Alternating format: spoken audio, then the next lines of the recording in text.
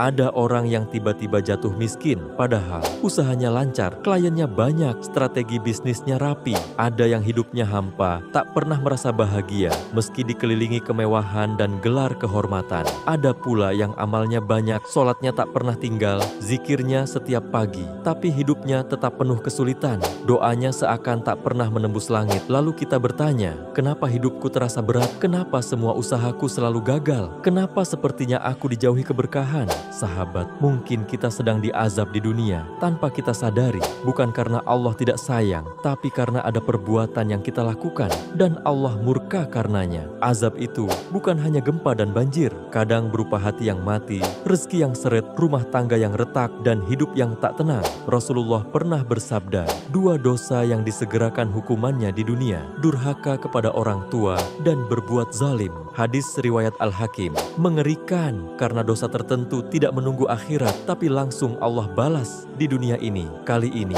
mari kita bongkar bersama 7 perbuatan yang langsung mengundang azab di dunia. Perbuatan yang terlihat biasa, tapi mengundang murka Allah yang nyata. Dengarkan sampai akhir, karena mungkin salah satu dari dosa ini sedang diam-diam merusak hidupmu hari ini. Inilah 7 perbuatan yang langsung diazab di dunia.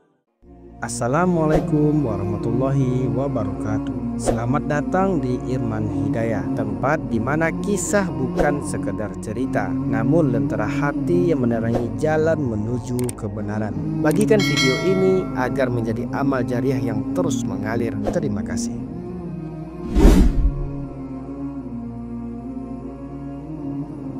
Ada orang yang hidupnya seret rezeki, padahal kerja keras. Ada yang hatinya gelisah, padahal sudah rajin ibadah. Lalu ada yang nasibnya tak kunjung membaik, padahal semua ikhtiar sudah dijalani. Apakah semua itu takdir atau balasan atas dosa yang sering dilupakan? Dosa yang pelakunya tidak menunggu hari kiamat untuk dihukum. Dosa yang membuat langit murka dan bumi enggan memberi berkah. Itulah durhaka kepada orang tua. Rasulullah pernah bersabda, 2 dosa yang disegerakan hukumannya di dunia, durhaka kepada orang tua dan berbuat zalim. Hadis riwayat Al-Hakim. Perhatikan, bukan hanya di akhirat, tapi langsung disegerakan di dunia. Allah tidak menunggu waktu untuk mengazab hamba yang menyakiti ayah dan ibunya. Karena ridho Allah tergantung pada ridha mereka, dan murka Allah bergantung pada murka mereka. Orang tua bukan sekadar manusia biasa. Mereka adalah pintu langit yang terbuka dan bisa tertutup selamanya bila engkau sakiti. Durhaka tak harus dengan pukulan atau makian. Terkadang hanya dengan wajah masam, nada tinggi, atau mata melotot sudah cukup membuat catatan dosa itu penuh tinta hitam. Ibnul Jauzi rahimahullah berkata, jika ada dosa yang paling cepat menumbuhkan kehinaan dan mematikan cahaya hati, maka itu adalah durhaka kepada kedua orang tua. Banyak yang hidupnya rusak, bukan karena kurang berdoa, tapi karena menyakiti mereka yang dulu mendoakannya sepanjang malam. Coba renungkan, kapan terakhir kali kau mencium tangan mereka dengan tulus? Kapan terakhir kali kau mendoakan mereka lebih dari hartamu sendiri? Ataukah kini kau lebih sibuk membalas chat orang asing dan lupa menyapa ibu yang menunggumu di dapur? Jangan sampai engkau mencari keberkahan dalam pekerjaan, padahal kau sedang meninggalkan keberkahan utama, doa dari orang tua. Dan ingat, bahkan jika orang tua kita bersalah, tetap tidak ada izin untuk membentak, mencela, apalagi mencampakkan mereka. Allah berfirman, dan janganlah engkau berkata kepada keduanya "ah", dan janganlah engkau membentak mereka. Al-Isra ayat 23. Hanya karena kata "ah" saja, Allah sudah memperingatkan keras. Lalu bagaimana jika lebih dari itu? Maka jika hidupmu terasa gelap, jika usahamu selalu gagal, jika doamu terasa tertolak, mungkin sudah saatnya kau berlutut, menangis di hadapan ibumu, dan berkata, "Maafkan aku ingin Allah ridho." Dan itu hanya bisa terjadi jika engkau ridha kepadaku. Inilah dosa pertama yang azabnya bisa datang seketika, yaitu durhaka kepada orang tua.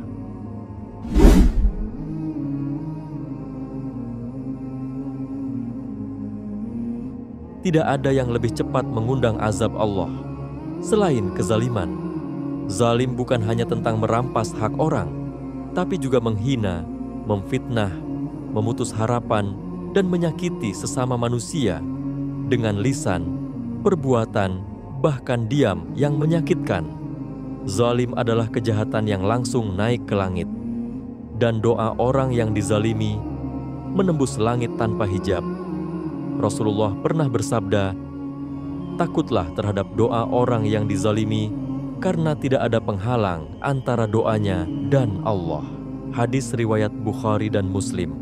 Betapa banyak orang yang hidupnya hancur, bukan karena kurang cerdas, tapi karena air mata yang jatuh dari orang yang pernah ia sakiti.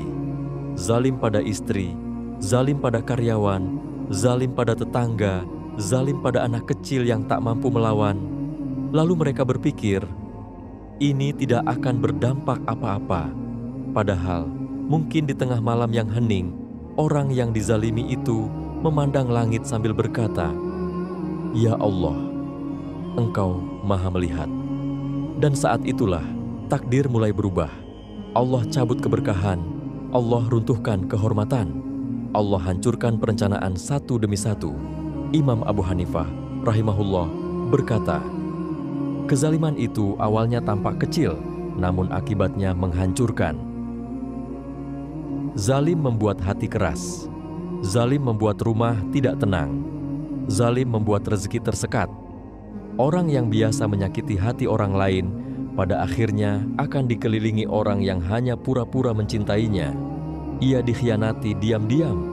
Ia dijauhi perlahan, dan kehinaannya turun tanpa bisa ia cegah. Allah berfirman, "Dan janganlah sekali-kali kamu mengira bahwa Allah lengah terhadap apa yang diperbuat oleh orang-orang yang zalim. Sesungguhnya Allah menangguhkan mereka sampai hari yang pada waktu itu mata mereka terbelalak." Surat Ibrahim ayat 42. Jika Allah saja murka, maka bagaimana mungkin kita berharap hidup ini penuh kemudahan?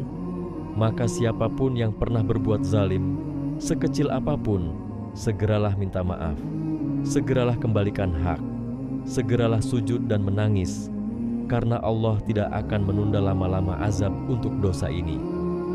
Dan jika hari ini hidupmu dipenuhi kerumitan, maka tanyakan pada hatimu, adakah aku pernah menyakiti orang lain tanpa rasa bersalah? Karena inilah perbuatan kedua yang azabnya sering datang tanpa penundaan, yaitu berbuat zalim kepada sesama.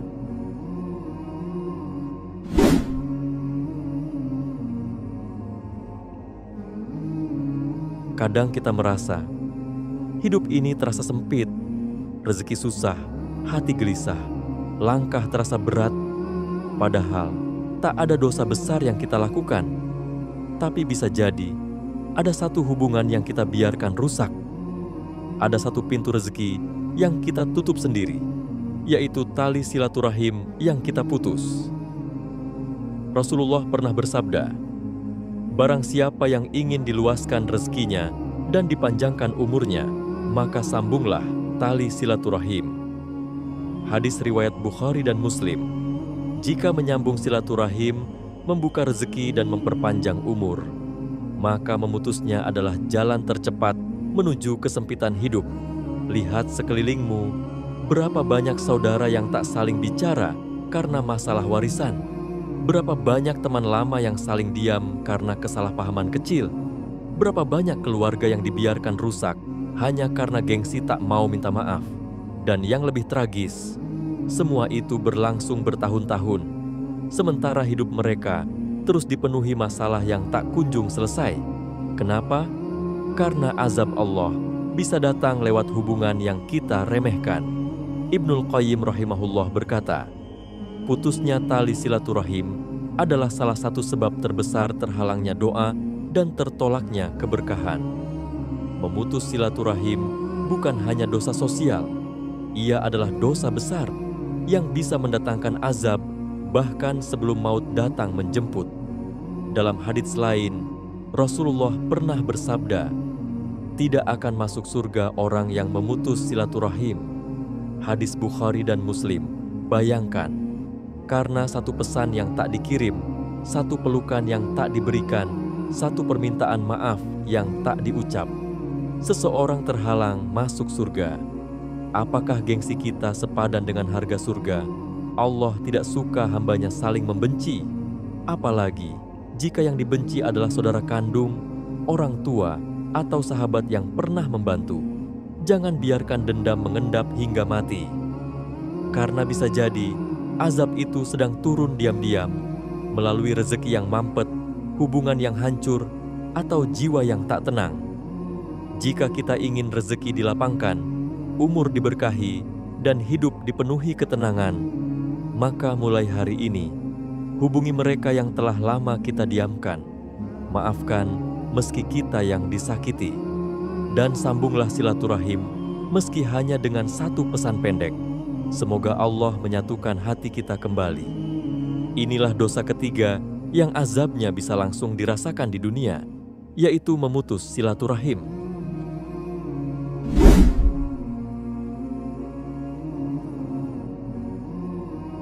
Tak semua uang yang bertambah adalah rezeki. Tak semua bisnis yang untung adalah berkah. Dan tak semua kemewahan adalah pertanda ridha dari Allah. Ada harta yang tampak banyak, tapi justru sedang mengundang murka dari langit. Itulah riba. Dosa besar yang tidak hanya menghancurkan akhirat, tapi juga menghapus keberkahan hidup di dunia. Allah berfirman dengan tegas, Allah memusnahkan riba dan menyuburkan sedekah. Al-Baqarah ayat 276. Riba bukan dosa ringan. Ia termasuk dalam kategori dosa yang Allah dan Rasul-Nya nyatakan perang terhadap pelakunya. Bayangkan, kita melawan Allah dalam setiap transaksi yang kita lakukan. Riba itu halus. Ia menyusup lewat pinjaman online, lewat cicilan berbunga, lewat kartu kredit dan utang konsumtif yang tak kita pahami syarat-syaratnya. Dan ketika seseorang sudah terjerat riba, kehidupannya perlahan hancur dari dalam. Harta bertambah, tapi selalu habis entah kemana. Gaji naik, tapi hutang makin menumpuk. Rumah bagus, tapi keluarga sering cekcok dan tak betah di dalamnya. Bisnis besar, tapi tak ada ketenangan dalam hati. Kenapa? Karena riba itu merusak struktur keberkahan. Ia seperti rayap dalam kayu, tak terlihat, tapi perlahan menghancurkan semuanya. Rasulullah pernah bersabda, riba itu memiliki 73 pintu dan dosa yang paling ringan adalah seperti seseorang menzinai ibunya sendiri. Hadis riwayat Al-Hakim dan Al-Baihaqi. Dahsyat, betapa mengerikannya kedudukan riba di mata Allah. Sayangnya, zaman ini justru menjadikan riba sebagai sesuatu yang wajar. Bank konvensional, fintech ilegal, rentenir digital, semua membungkus riba dengan bahasa manis, bunga ringan, cicilan fleksibel, limit tambahan, dan kemudahan instan. Padahal Allah sudah menantang. Jika kamu tidak berhenti dari riba, maka umumkanlah perang dengan Allah dan Rasul-Nya. Al-Baqarah ayat 279. Maka jangan heran jika hidup kita semakin berat, karena kita sedang berjalan dalam peperangan melawan Allah. Jika ada dosa yang membuat keberkahan sirna, hati gersang, keluarga berantakan, dan pikiran kalut, itulah riba. Maka segeralah berhenti, lunasi sebisanya, cari solusi syariah, dan bertaubatlah dengan sungguh-sungguh, karena Allah Maha Penerima Taubat. Satu langkah menjauhi riba adalah 1000 langkah menuju keberkahan yang sesungguhnya. Inilah dosa keempat yang azabnya bisa datang bahkan saat kita sedang tersenyum bahagia, yaitu riba, harta haram yang menggerogoti kehidupan dari dalam.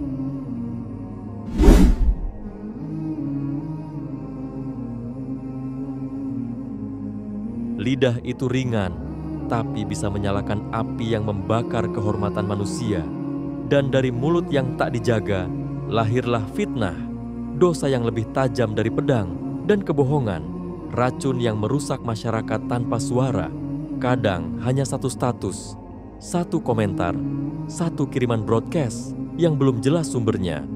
Dan tiba-tiba, ribuan orang salah paham.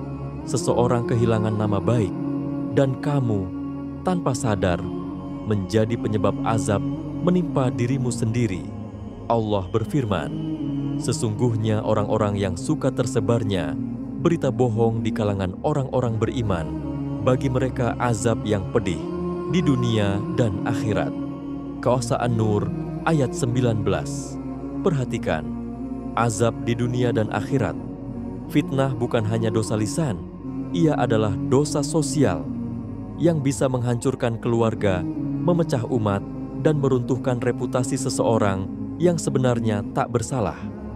Rasulullah pernah bersabda, cukuplah seseorang dianggap berdusta jika ia menceritakan segala yang ia dengar.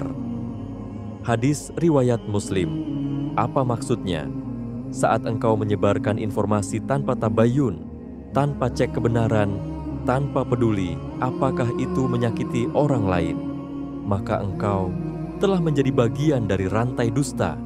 Betapa banyak orang yang hidupnya hancur karena difitnah, dan betapa banyak orang yang hidupnya penuh masalah karena dulu ia pernah menyebarkan fitnah tanpa rasa bersalah.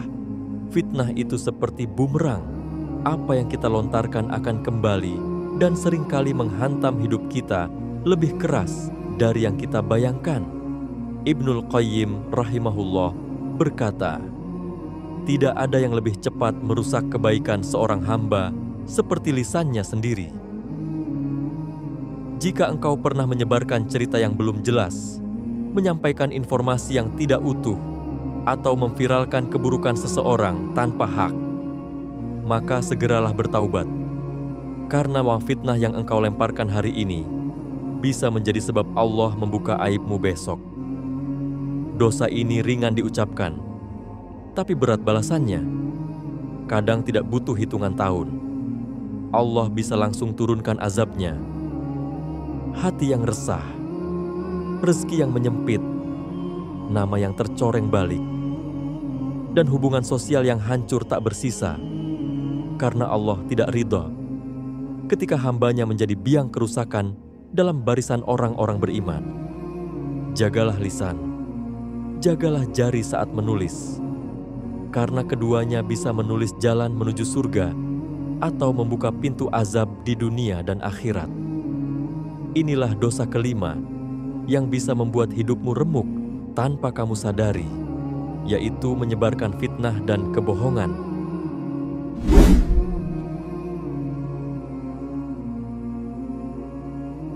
Tak ada dosa yang lebih cepat merusak hati sekuat dosa ini. Ia mungkin dilakukan diam-diam, di tempat gelap, di layar yang tak terlihat siapapun, namun azabnya tak pernah luput dari pengawasan Allah. Zina, ia tak hanya merusak jasad, tapi juga menghancurkan cahaya dalam hati, menghapus rasa malu, mengeringkan keimanan, dan mengundang kehinaan. Bahkan sebelum kematian menjemput, Allah berfirman, dan janganlah kalian mendekati zina.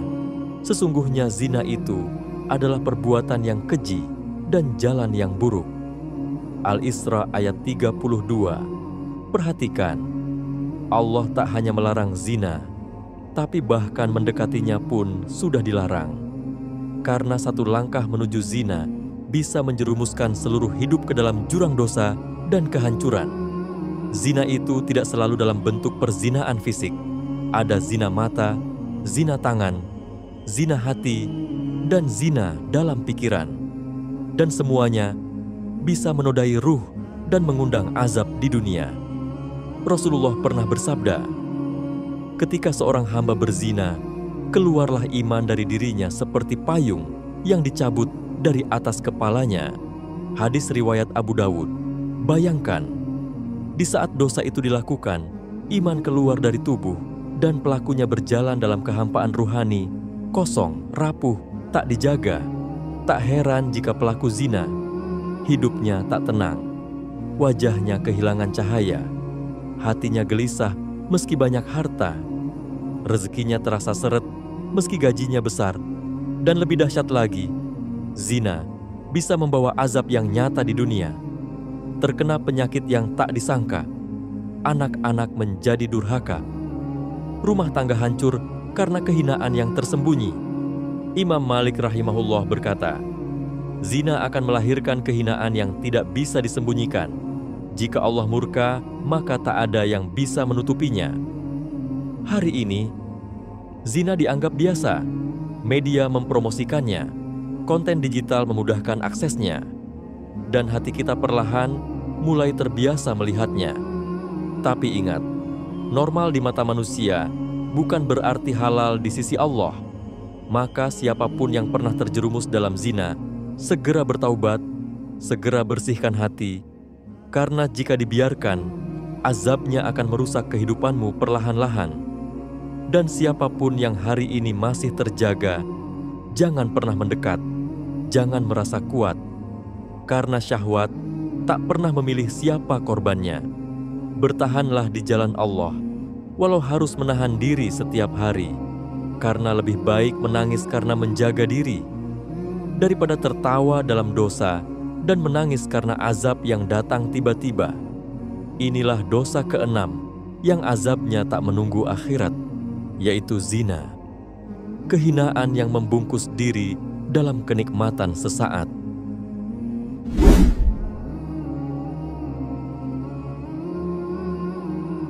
Kadang, manusia merasa dirinya paling berhak atas dunia, merasa boleh berbuat apa saja, karena hewan tak bisa membalas, karena makhluk kecil itu tak mampu mengadukan luka dan sakitnya. Padahal, rahmat Allah itu luas dan mencakup seluruh makhluknya. Bahkan seekor kucing yang kelaparan, seekor anjing yang kehausan, seekor burung yang dikurung tanpa alasan, bisa menjadi sebab turunnya rahmat atau murka Allah. Rasulullah pernah bersabda, seorang wanita masuk neraka karena seekor kucing. Ia mengurungnya sampai mati, tidak diberi makan, dan tidak dilepaskan untuk mencari makan sendiri. Hadis riwayat Bukhari dan Muslim. Bayangkan, masuk neraka, bukan karena zina, bukan karena riba, bukan karena mencuri, tapi karena menyiksa seekor hewan. Begitulah Islam memuliakan kehidupan. Setiap makhluk yang bernyawa memiliki hak untuk dihormati dan tidak disakiti. Maka siapapun yang menendang kucing hanya karena iseng, mengurung burung karena hobi tapi lupa memberi makan, menelantarkan binatang peliharaan sampai kelaparan, atau bahkan menjadikan hewan sebagai bahan konten kejam di media sosial, hati-hati. Azab Allah bisa datang secepat engkau menekan tombol rekam. Ibnu Qayyim rahimahullah berkata, rahmat terhadap hewan adalah cermin rahmat dalam hati. Barang siapa hatinya keras terhadap hewan, niscaya ia lebih keras lagi terhadap manusia. Hewan tidak bisa bicara, tapi setiap luka yang mereka alami karena perbuatan kita dicatat oleh langit, dan langit tak pernah lupa. Dalam hadits lain, Rasulullah pernah menceritakan tentang seorang wanita ahli maksiat yang diampuni dosanya karena memberi minum seekor anjing yang kehausan. Allah berterima kasih kepadanya dan mengampuninya. Hadis riwayat Bukhari dan Muslim. Subhanallah, perbuatan kecil terhadap makhluk yang kecil mendatangkan ampunan yang besar. Sebaliknya, menyakiti mereka, mengabaikan mereka adalah bentuk kezaliman yang bisa mengundang murka Allah di dunia sebelum akhirat. Maka siapapun yang hari ini memelihara hewan, jangan hanya bangga mengunggahnya, tapi rawat dengan kasih sayang. Dan siapapun yang pernah menyakiti mereka, bertaubatlah, karena dosa terhadap makhluk bisu pun dicatat oleh para malaikat. Inilah dosa ketujuh yang sering diremehkan, tapi berat di sisi Allah, yaitu menyiksa atau menelantarkan hewan.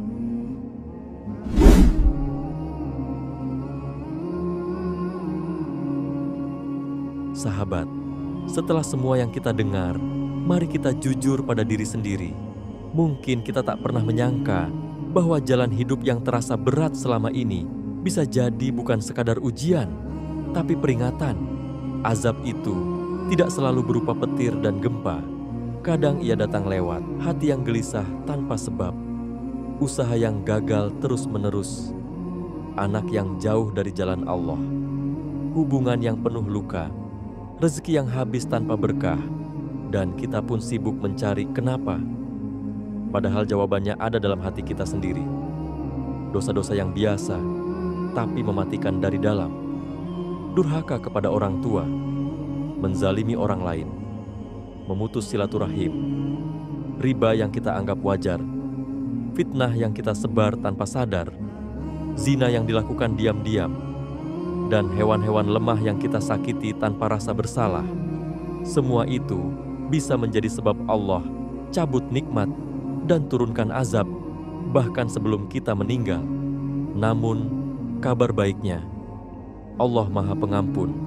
Azab di dunia bukan akhir, tapi peringatan agar kita kembali. Selama nyawa masih ada, selama hati masih bisa menangis, dan lisan masih bisa beristighfar, maka pintu taubat masih terbuka. Hari ini, mari kita mulai dari satu hal. Minta maaf kepada orang tua. Kembalikan hak orang yang pernah kita sakiti. Sambung silaturahim yang telah lama putus. Tinggalkan riba walau harus susah. Jaga lisan dari fitnah dan dusta. Tundukkan pandangan, jaga kehormatan, dan rawat hewan sebagai bentuk cinta pada ciptaan Allah.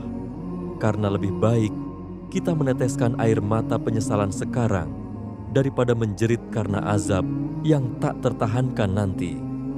Jika engkau sedang diuji, maka jangan langsung menyalahkan takdir, tapi bertanyalah pada dirimu, apakah ada perbuatan yang belum kutebus di hadapan Allah? Semoga kita semua dijauhkan dari azab dunia dan diampuni sebelum datang hari perhitungan. Wahai sahabatku, apakah kamu merasa mendapatkan sesuatu dari video ini? Sekarang simak juga kisah penuh hikmah, yaitu kisah tentang seorang lelaki yang suka menolong orang lain. Tapi ketika di alam kubur, dia mendapatkan siksaan yang pedih karena menganggap remeh satu hal. Linknya kami sematkan di deskripsi. Sekarang tekan like dan tulis amin di kolom komentar. Semoga kita dan keluarga kita selalu menjadi pribadi-pribadi yang lebih baik dari hari ke hari, sehingga selalu mendapatkan rahmat dari Allah. Jangan lupa bagikan kisah ini kepada keluarga, sahabat, dan orang-orang yang kamu cintai, karena bisa jadi hidayah itu datang melalui tanganmu. Subscribe sekarang dan aktifkan loncengnya agar tidak ketinggalan kisah-kisah penuh makna dari channel Irman Hidayah. Terima kasih telah menyimak hingga akhir. Wassalamualaikum warahmatullahi wabarakatuh.